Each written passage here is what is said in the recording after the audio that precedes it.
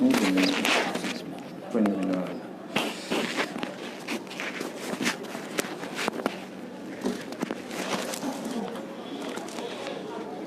اللہ الرحمن الرحیم اللهم صل على سيدنا ومولانا محمد وعلى آل سيدنا ومولانا محمد كما صليت على سيدنا إبراهيم وعلى آل سيدنا إبراهيم في العالمين إنك حميد مجيد اللهم بارك على سيدنا ومولانا محمد وعلى آل سيدنا ومولانا محمد كما باركت على سيدنا إبراهيم وعلى آل سيدنا إبراهيم في العالمين إنك حميد مجيد اللهم سلم على سيدنا ومولانا محمد وعلى آل سيدنا ومولانا محمد كما سلمت على سيدنا إبراهيم وعلى آل سيدنا إبراهيم في العالمين إنك حميد مجيد سبحانك لا علم لنا إلا ما علمتنا إنك أنت العليم الحكيم سبحان ربك رب العزة عما يصفون وسلام على المرسلين والحمد لله رب العالمين.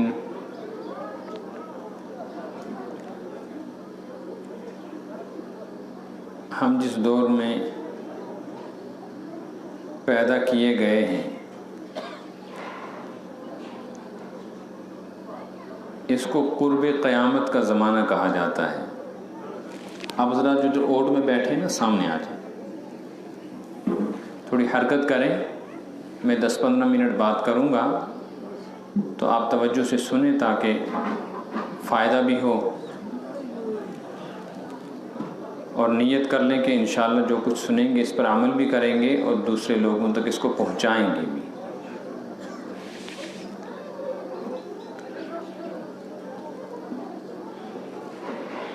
اللہ تعالیٰ نے اس دنیا کو جتنی عمر دی ہے اس کو چند ادوار میں, چند مرحلوں میں تقسیم کر دیا ہے. جیسے انسان کی زندگی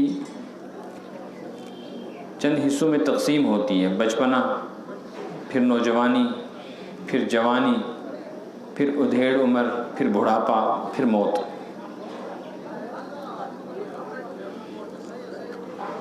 جب حضرت آدم علیہ السلام دنیا میں تشریف لائے تھے وہ انسانیت کا بچپنا تھا, اور جب آپ صلی اللہ علیہ وسلم دنیا میں تشریف لائے وہ انسانی دور کے بڑھاپے کی شروعات تھی. اور ہم جس زمانے میں ہیں یہ اب قرب قیامت یعنی دنیا کی موت کا وقت ہے. اس لیے آپ صلی اللہ علیہ وسلم نے ارشاد فرمایا انا والساعۃ کہاتین. آپ نے فرمایا جیسے یہ 2 انگلیاں ہیں. اس کے 2 معنی ہیں. ایک یہ ہے کہ ان دونوں انگلیوں کے درمیان میں کوئی تیسری انگلی نہیں ہے. تو فرمانے کا مطلب یہ ہے, آپ فرما رہے ہیں کہ میرے بعد قیامت تک اب درمیان میں کوئی نبی نہیں آئے. دوسرا مطلب یہ ہے کہ جیسے یہ دونوں انگلیاں ساتھ ساتھ ہیں اسی طرح آپ نے ارشاد فرمایا میں اور قیامت ساتھ ساتھ ہیں, میرے بعد بس اب قیامت آئی. اس لیے اس کو فتنوں کا زمانہ بھی کہا گیا ہے. اور احادیث شریف کی کتابوں میں حدیث کی ایک قسم ہے جن کو ملاحم کی حدیثیں کہا جاتا ہے. ملاحم کا مطلب ہے قیامت سے پہلے پیش آنے والے خطرناک حالات. اس میں صورتحال یہ ہوگی, آپ نے فرمایا یاتی علی الناس زمان, ایک زمانہ اتنا خطرناک آنے والا ہے یصبح الرجل مؤمنا ویمسی کافرا ویمسی الرجل مؤمنا ویصبح کافرا. صبح کا مسلمان شام کو کافر ہوگا اور شام کا مسلمان صبح کو کافر ہوگا.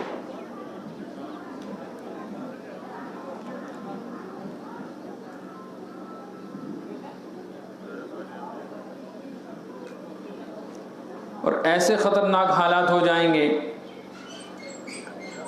کہ ایک حدیث میں آپ نے فرمایا یاتی علی الناس زمان یصومون ویصلون ویحجون وما فیہم مؤمن، لوگ نماز پڑھیں گے، روزے رکھیں گے، حج کریں گے، لیکن ان نماز پڑھنے والوں میں، روزہ رکھنے والوں میں اور حج کرنے والوں میں ما فیہم مومن، مومن نہیں ہوگا کوئی۔ ان احادیث مبارکہ کی بڑی تشریح ہے، وہ سب چیزیں بیان نہیں کی جا سکتی، بس ایک مختصر سی بات عرض کرنی ہے۔ یہ کیسے ممکن ہے کہ صبح کو انسان مسلمان ہو اور بیٹھے بٹھائے شام کو کافر ہو جائے؟ اور یہ کیسے ممکن ہے کہ ایک شخص شام کو مسلمان ہو اور رات کو سوتے سوتے کافر بنے اور صبح کو کافر اٹھے؟ یہ سوال ہے کہ نہیں ہے؟ آپ کو میری بات سمجھ میں آ رہی ہے؟ یہ سوال ہے نا۔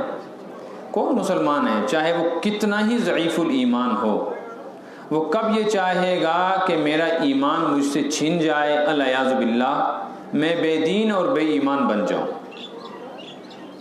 لیکن چونکہ حدیث میں آیا ہے اس لیے اس کا مطلب سمجھنے کی ضرورت ہے، اور ایسی مجالس میں شرکت کرنے کا اصل مقصد بھی یہی ہے کہ ہم کوئی کام کی بات سنیں، سمجھیں، اس پر عمل کریں اور کوئی احساس، کوئی فکر لے کر اٹھیں۔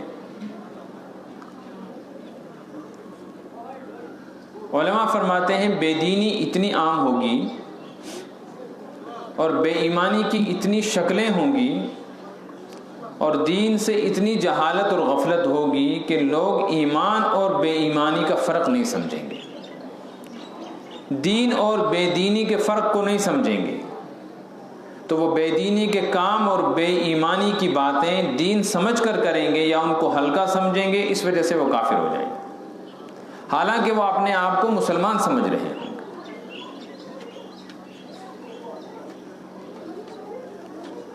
اور یہ بے دینی اور بے ایمانی کے کام، بے دینی اور بے ایمانی کی باتیں اتنی عام ہوں گی کہ مثلاً اگر کوئی شخص صبح اپنے گھر سے مسلمان بن کر نکلے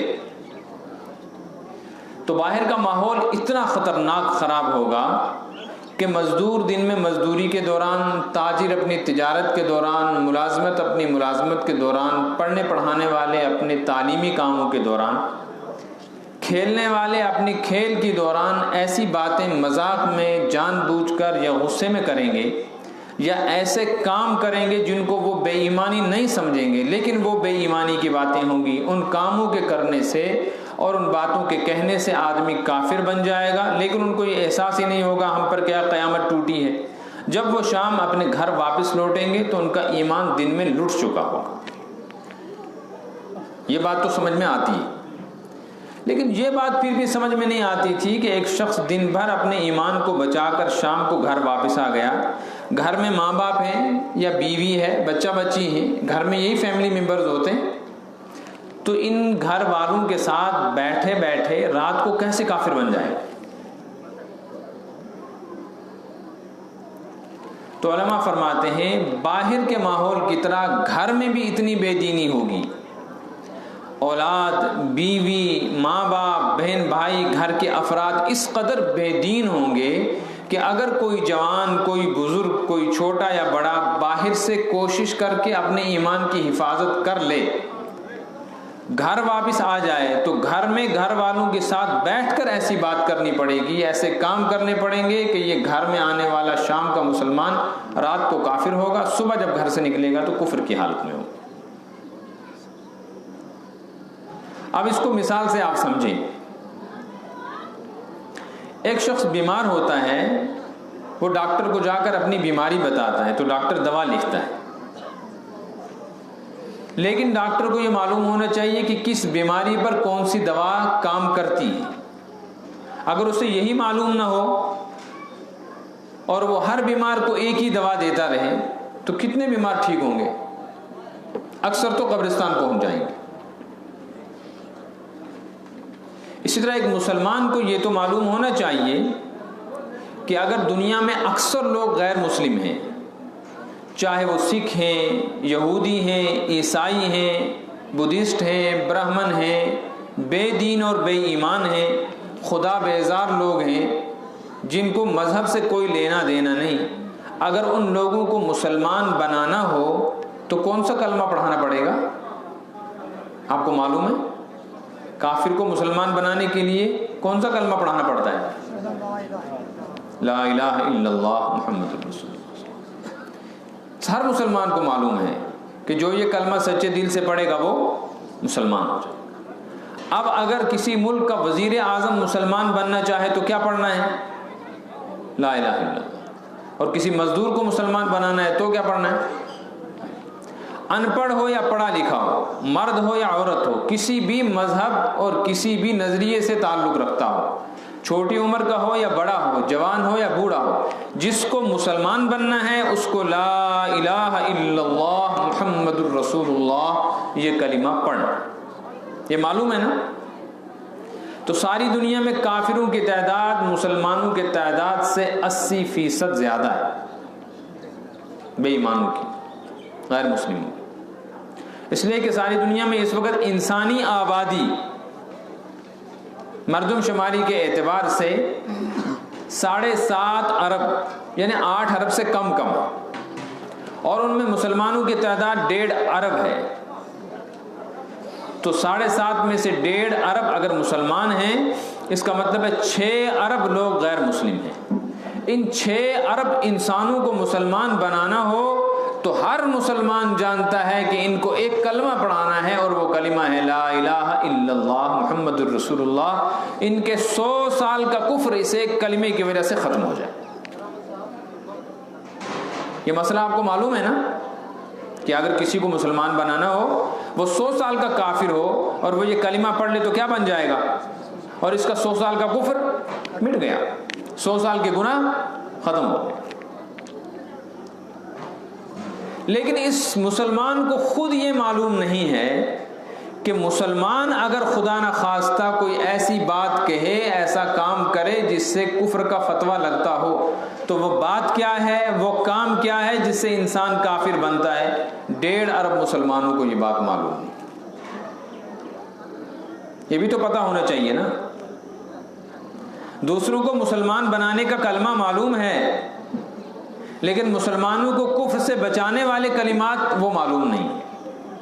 اس لیے 90% مسلمان صبح سے شام تک کفریہ باتیں کرتے ہیں اور کفر کے کام کرتے ہیں، جن پر علماء کا اتفاق ہے کہ یہ کام کرنے والے اور یہ باتیں اپنی زبان سے ادا کرنے والے، چاہے وہ مذاق میں کہیں چاہے وہ حقیقت میں کہیں، ان باتوں کا کہنے والا اور ایسے کاموں کا کرنے والا کافر ہوتا ہے۔ اگر اس نے پھر کلمہ نہیں پڑھا اور اسی حالت میں مر گیا تو ہمیشہ کے لیے جہنم میں چلا جائے، چاہے یہ اپنے آپ کو مسلمان سمجھتا ہو، چاہے اپنے آپ کو مسلمان کہتا ہو۔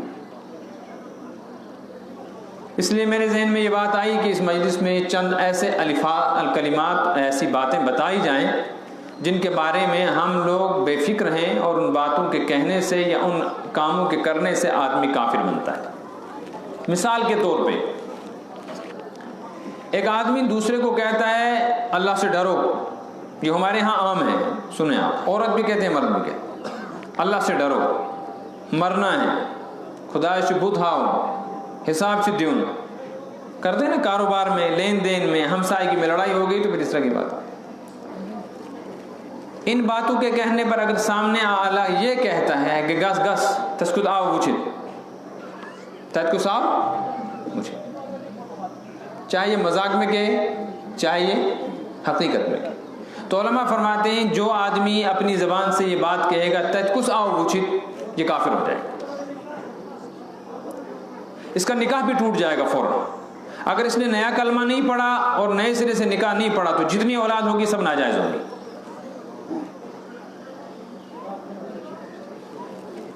بظاہر تو یہ چھوٹی سی بات ہے، لیکن اس کے پیچھے جو کفر چھپا ہوا ہے وہ کیا ہے؟ یہ آدمی مرنے کے بعد حساب و کتاب، ثواب و عذاب، جنت اور جہنم کی بات پر کہتا ہے کون دیکھ کر آیا؟ اس کا مطلب یہ ہے کہ اس کے نزدیک حضرت نبی پاک صلی اللہ علیہ وسلم کی بتائی ہوئی خبر کی کوئی قیمت نہیں ہے۔ کوئی دیکھ کر آئے یا نہ آئے، اللہ کے رسول نے خبر دی ہے کہ سب کچھ ہے، اور خود حضرت نبی پاک صلی اللہ علیہ وسلم نے جنت بھی دیکھی، جہنم بھی دیکھی، اور وہاں کا عذاب بھی دیکھا، اور خبر دی اپنے صحابہ کو کہ میں نے ایسی ایسی چیزیں دیکھی ہیں۔ اب بھی اگر کوئی آدمی یہ کہتا ہے تجکس آؤ وچت، تو اس نے کس کا انکار کیا ہے؟ نبی کی بات کا، اور نبی کی بات کا منکر اور نبی کی بات کا مذاق اڑانے والا کافر۔ سمجھ میں آئی بات؟ تو اس میں سب مبتلا ہیں کہ نہیں؟ عام ہے یہ الفاظ۔ اسی طرح علماء فرماتے ہیں کچھ کام ایسے ہیں جن کاموں کے کرنے سے آدمی کافر ہوتا ہے، چاہے بظاہر دیکھنے میں وہ کام ہلکے ہیں۔ جیسے مثلاً کسی آدمی نے اپنے سر کے بال کٹوائے، یہاں سے چھوٹے یہاں سے بڑے، جیسے آج فیشن ہے، لڑکے یہاں سے بڑے بال رکھتے ہیں اور سائڈ سے بالکل چھوٹے کٹوا دیں۔ ایسے بال کاٹنے والے کو کسی نے کہا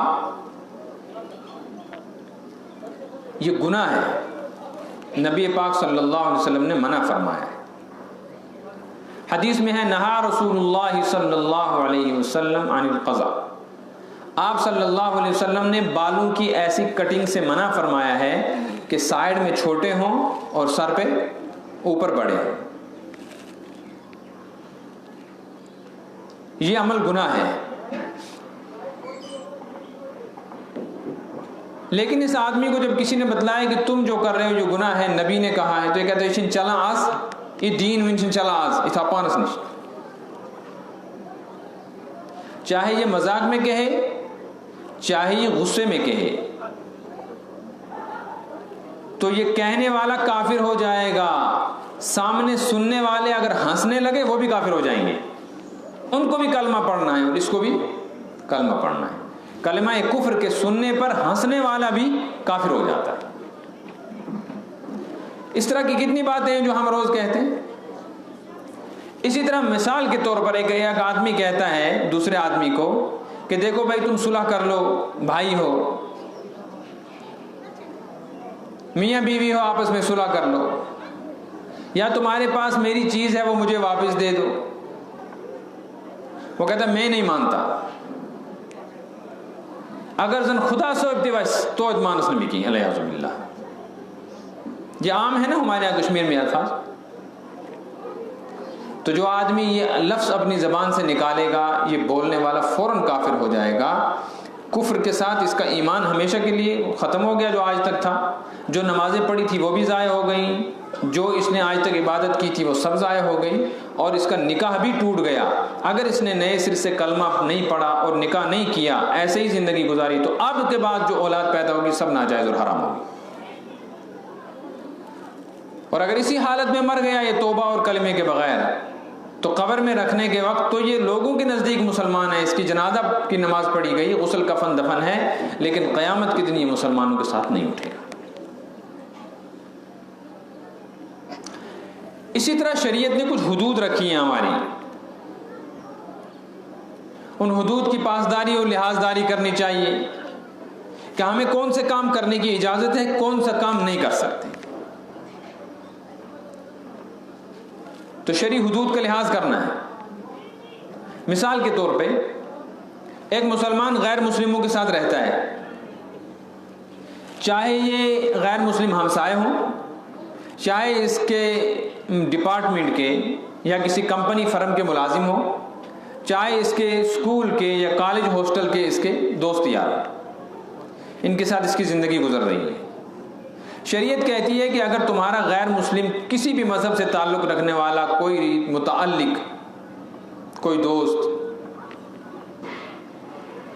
کوئی ہمسایہ بیمار ہو جائے تو اس کی خبر لو، اس کو ہسپتال لے جانا ہے تو اپنی گاڑی میں ہسپتال لے جاؤ، اس کو کھانے پینے کی ضرورت ہے تو کھانے پینے میں مدد کرو، ایک غیر مسلم کو مکان بنانے کی ضرورت ہے تو مکان بنانے میں سہارا دو، اس کی بچی کی شادی ہے تو بچی کی شادی میں جو تم سے ہو سکتا ہے تعاون کرو، یہ کسی مصیبت میں پھنس گیا ہے تو اس کی مدد کرو، حادثہ ہو گیا، ایکسیڈنٹ ہو گیا تو اس کو اٹھاؤ ہاسپٹل لے جاؤ، ان کے گھر پہ کوئی آفت آ گئی ہے تو تسلی کے لیے، تعزیت کے لیے وہاں جاؤ۔ وہاں فاتحہ تو نہیں پڑھ سکتے، تعزیت کے الفاظ بول سکتے ہیں کہ بھائی تم کو یہ حادثہ پہنچا، تکلیف ہوئی، تمہارا فلاں آدمی مر گیا یا تمہارے مکان کا یہ نقصان ہو گیا یا ایکسیڈنٹ ہو گیا گاڑی کا، تو ہمیں بھی اس پر دکھ ہے، کوئی بات نہیں، صبر کرو، یہ الفاظ ان کو کہہ سکتے ہیں۔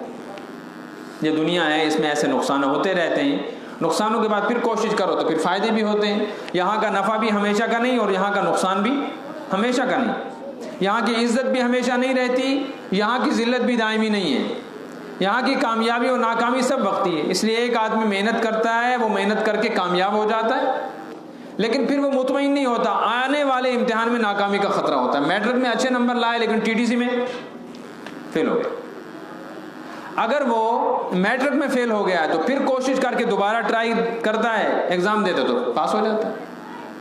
ایک سال باغات کے میوے میں گھاٹا آیا، دوسرے سال نفع، اور ایک سال نفع ہوا تو دوسرے سال نقصان۔ ایک آدمی الیکشن میں اٹھتا ہے، وہ ہار جاتا ہے لیکن بیٹھتا نہیں، پھر الیکشن میں اٹھتا ہے تو جیت جاتا ہے۔ اسی طرح ایک شخص اگر خدا نہ خواستہ کوئی ایسی حرکت کرے جس سے ذلیل ہو جائے تو کچھ عرصے کے بعد وہ پھر کسی دوسرے علاقے میں جا کر کوئی جگہ بنا لے، وہاں عزت مل سکتی ہے۔ تو نفع نقصان، کامیابی ناکامی، عزت و ذلت کا سلسلہ اس دنیا کے اندر لگا ہوا ہے۔ یہاں کوئی ناکام ایسا نہیں ہے جو کامیاب نہ ہو سکے، اور کوئی کامیاب ایسا نہیں ہے جس کو ناکامی کا خطرہ نہ ہو۔ وہ صرف قیامت کا دن ہے، وہاں ایک اعلان کرنے والا اعلان کرے گا، لوگوں سنو، دھیان دو، فلاں ولد فلاں ساکن فلاں جو دنیا میں بڑی عزت والا تھا، بڑے اقتدار والا تھا، اس کے بارے میں اعلان کیا جا رہا ہے۔ تو لوگ سوچیں گے پتہ نہیں کیا اعلان ہے، دنیا میں بہت بڑا آدمی تھا، آج جنت میں پتہ نہیں کتنا مقام ملے گا۔ توجہ کریں گے لوگ، دھیان دیں گے تو اعلان ہوگا، لوگوں فلاں ولد فلاں جو بڑی عزت والا تھا، بڑا کامیاب تھا، بڑے نفع والا تھا، آج ذلیل کر دیا گیا ہے، ناکام کر دیا گیا ہے، اب کبھی اس کو عزت نہیں ملے گی اور اب کبھی کامیاب نہیں ہوگا۔ پھر اعلان ہوگا، لوگوں فلاں ولد فلاں ساکن فلاں دنیا میں بالکل بے حیثیت، غریب، کنگال، اور اس کی کوئی عزت نہیں تھی، اس کے بارے میں اعلان ہونے والا ہے، سنو۔ تو لوگ سنیں گے کہ دنیا میں بھی اس کی کوئی حیثیت نہیں تھی، شاید جہنم میں اٹھا کے پھینکے۔ تو اعلان کیا جائے گا کہ آج اس کو عزت دے دی گئی اور ایسی عزت ملی ہے کہ اب کبھی ذلیل نہیں ہوگا، اور آج ایسی کامیابی کا اعلان کیا گیا ہے کہ اب کبھی یہ ناکام نہیں ہوگا۔ تو اس لیے دنیا میں تسلی کی بات کہہ سکتے ہیں غیر مسلم کو، لیکن اگر ان تمام رواداری اور مساوات کے ساتھ ساتھ کوئی غیر مسلم مر جاتا ہے تو شریعت اب پابند بناتی ہے کہ اس مرنے والے غیر مسلم کی میت کے ساتھ تم یہاں سے نکل کر شمشان گھاٹ تک نہیں جا سکتے،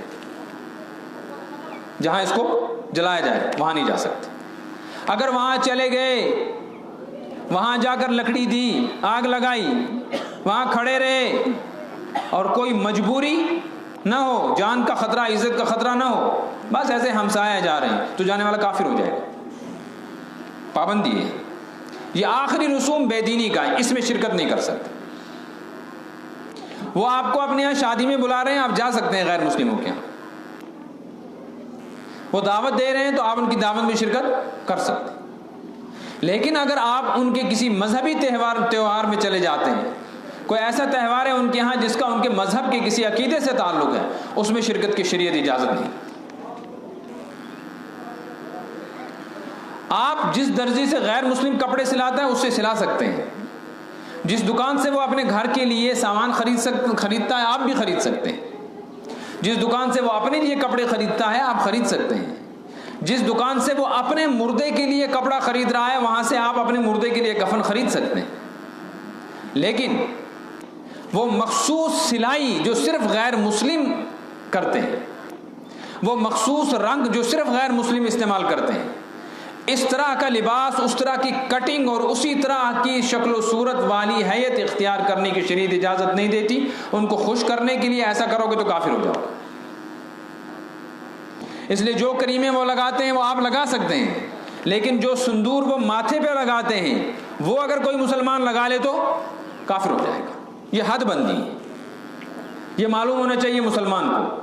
اگر یہ باتیں معلوم نہیں ہوئیں تو ہمیں یہ معلوم رہے گا کہ 6 ارب غیر مسلموں کو مسلمان بنانے کے لیے لا الہ الا اللہ پڑھنا چاہیے، پڑھانا چاہیے، لیکن خود مسلمان 50 سال 60 سال 70 سال کا مسلمان کن کن کاموں سے اور کن باتوں سے کافر ہوتا ہے یہ پتہ نہیں چلے گا، اور یہی کام کریں گے، یہی باتیں زبان سے ادا کریں گے اور کفر کی حالت میں موت آئے گی، قرآن پاک میں حق تعالی شانہ فرماتے ہیں ایک اعلان کیا جائے گا قیامت کے دن کہ لوگوں اپنے اپنے مذہب کی بنیاد پر اپنے اپنے عمل کی بنیاد پر صفیں بناؤ، مسلمان ایک طرف اور کافر ایک طرف، نمازی ایک طرف اور بے نمازی ایک طرف،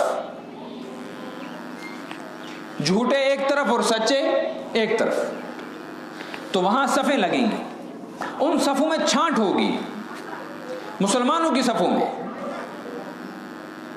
اور بہت سارے لوگوں کو نکالا جائے گا مسلمانوں کی صفوں سے کہ تم یہاں کیوں کھڑے ہو؟ وہ کہیں گے اعلان کیا گیا تھا کہ مسلمان یہاں کھڑے ہو، ہم بھی کھڑے ہو گئے۔ تو فرشتے ان سے کہیں گے تم کیسے مسلمان ہو؟ وہ کہیں گے ہم ایسے مسلمان ہیں کہ ہمارا باپ دادا مسلمان تھا، ہم جب پیدا ہوئے تو مسلمان گھر میں ہوئے، ہمارے دائیں کان میں اذان پڑھی گئی، بائیں کان میں اقامت کہی گئی، ہمارا 7ویں دن عقیقہ کیا گیا اور نام مولوی صاحب نے رکھا، اور اس کے بعد جب ہمارا نکاح ہوا تو شریعت کے مطابق ہوا، ہم مرے تو شریعت کے مطابق غسل کفن دفن جنازہ پڑھا گیا، ہمارے بعد ایصال ثواب کیا گیا اور دعائے مغفرت ہماری قبر پہ پڑھی گئی، ہمیں لوگوں نے رحمت اللہ علیہ اور مرحوم کہا، ہمارے نام تعزیت جلسے ہوئے، تو ہم کیوں نہیں ہیں مسلمان؟ نماز پڑھتے تھے، روزہ رکھتے تھے۔ فرشتے کہیں گے وہ سب ٹھیک ہے، لیکن تمہیں یاد نہیں وہ فلاں موقع پر غصے میں، فلاں موقع پر جہالت میں، فلاں موقع پر مذاق میں تم نے وہ بات کہی تھی؟ تو یاد کرے گا، اسے یاد آئے گا، تو کہیں گے بس وہ کلمہ کفر تھا، جب تم نے وہ کہا تھا اسی وقت تم کافر ہو گئے تھے، اس کے بعد تم نے کلمہ نہیں پڑھا، توبہ نہیں کی، استغفار نہیں کی، لہذا وَامْتَازُوا الْيَوْمَ أَيُّهَا الْمُجْرِمُونَ، اے مجرموں تم آج ایمان والوں کی صفوں میں کھڑے نہ رہو، یہاں سے ہٹ جاؤ۔ تو بہت سالوں کو ہٹا کر اس لائن میں کھڑا کر دیا جائے گا۔ اب میں صرف ایک بات کہوں گا، بات کہہ کے میں اپنی بات ختم کروں گا۔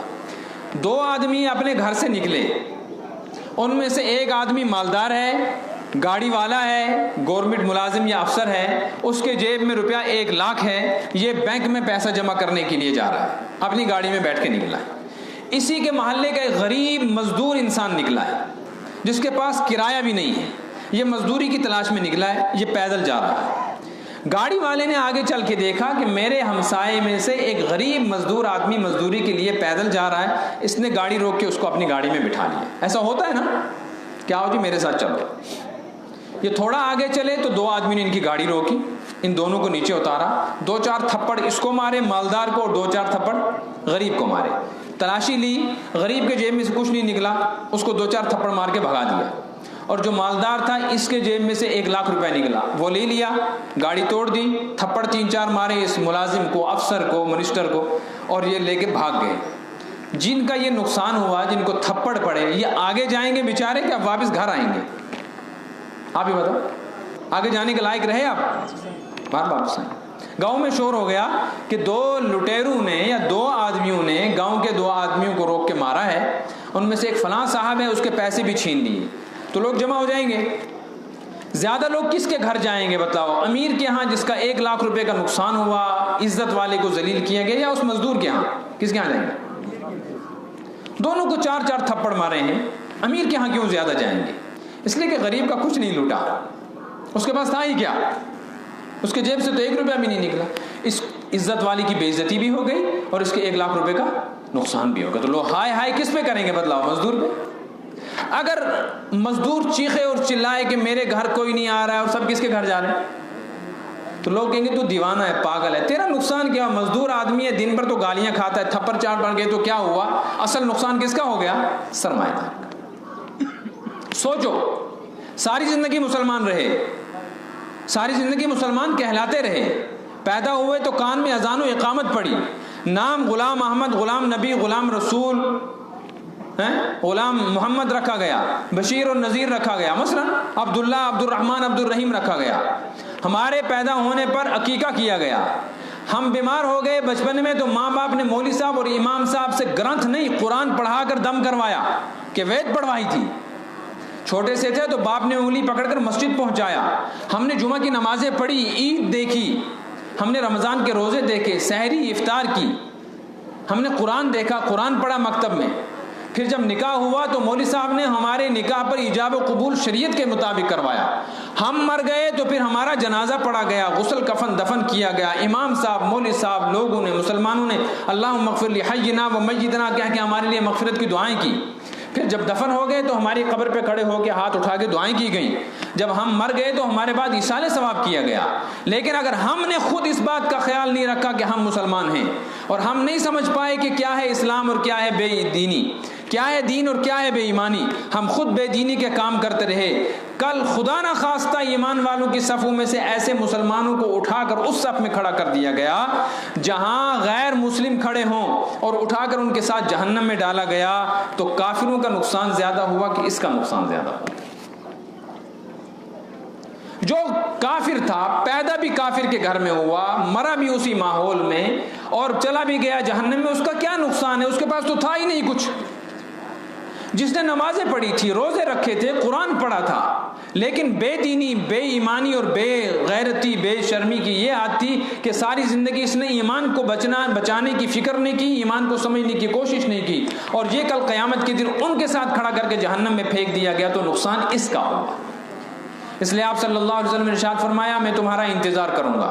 حضور نے فرمایا میں قیامت میں تمہارا انتظار کروں گا کہ میری امت آئے اور میں اپنی امت کی سفارش کروں. اور سفارش کس کی جائے گی؟ گناہ گاروں کی.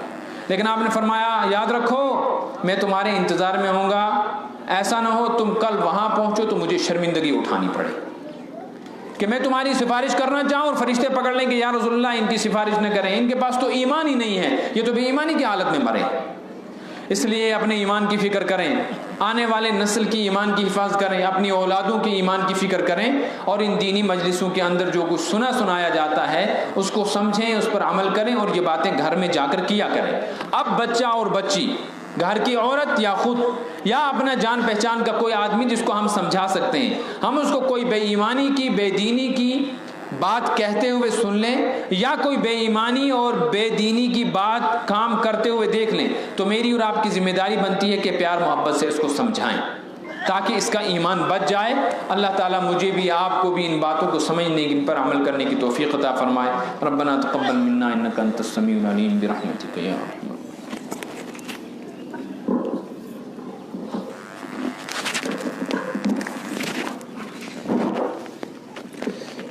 ماشاء اللہ. میں کر رہا تھا پن سامعین گۄڈٕ تھے عرض کہ حضرت مفتی شفیق صاحب